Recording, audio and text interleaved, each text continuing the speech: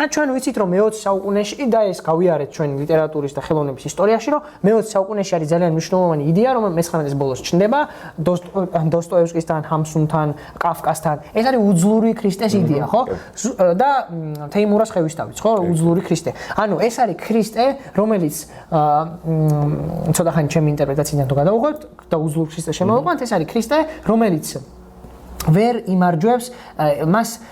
იგი ვერ აღდგება ესე ვთქვათ რა აღდგომა არ არსებობს აქ და ის არის ხორციელი ქრისტე და აი ეს ზღვის ქრისტე ღვთაებრივი ბუნება სრულიად იკარგება და დედამიწაზე მოვლენისას საზოგადოება მას ძლევს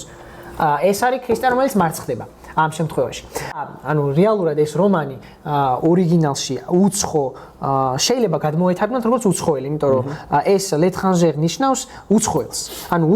ჩვენ რო საფრანგეთში ჩავალთ ჩვენ იმათვის ვართ l'étrangerები ანუ უცხოელები რა ხო კარგად გამოვიდა ბიჭო ხო უცხოელები ანუ ეს მერსო არის ზღვიდან მოსული ტიპი ესე ვთქვათ ამ საზოგადოებისთვის უცნობი და შენთან მაგიდიას ვიზიარებ რომ ამოვარდნილია კონტექსტიდან ამ საზოგადოების ლოგიკაში არ ზის